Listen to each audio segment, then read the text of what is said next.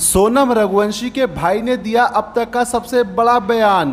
Police बोली सोची समझी planning से किया गया राजा का कत्ल। जी हां दोस्तों, आपको बता दें हमारे भारत के अंदर कोई साल कोई महीना ऐसा नहीं जाता जब हैवानियत भी शर्मसार हो जाती है और इंसानियत का बेदर्दी से कत्ल कर दिया जाता है। जी हां, हम बात कर रहे हैं सोनम रघुवंशी और राजा रघुवंशी केस की, जिसने पूरे देश को शर्मसार कर दिया।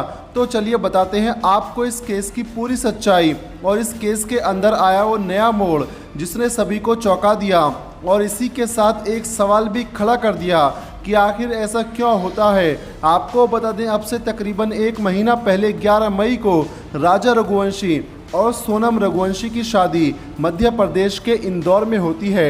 शादी के 9 दिन बाद 20 मई को ये कपल मेघालय घूमने के लिए जाते हैं और 21 मई को वे शिलोंग के बालाजी गेस्ट हाउस में चेक इन करते हैं। लेकिन अब असली कहानी शुरू होती है 23 मई को, जब सोनम और राजा दोनों ही रहस्यमय तरीके से गायब हो जाते हैं। और जब राजा के घर वालों का राजा और सोनम से कोई संपर्क नहीं होता तो फैमिली वाले पुलिस में कंप्लेन करते हैं, जिसके बाद पुलिस इस केस की जांच में जुट जाती है। कई दिनों तक पुलिस के द्वारा सर्च ऑपरेशन चलाए जाने पर पुलिस को सोडोंग हिल्स के पास राजा रघुवंशी की लाश 2 जून को मिलती है। लेकिन हैरानी की बात यह थी कि पुलिस को सोनम का अब तक कुछ पता नहीं चलता, जिसके बाद पुलिस का शक सोनम के ऊपर जाता है और पुलिस सोनम की तलाश में जुट जाती है। लेकिन पुलिस को 10% ये भी लगता था कि सोनम किडनैप भी हो सकती है।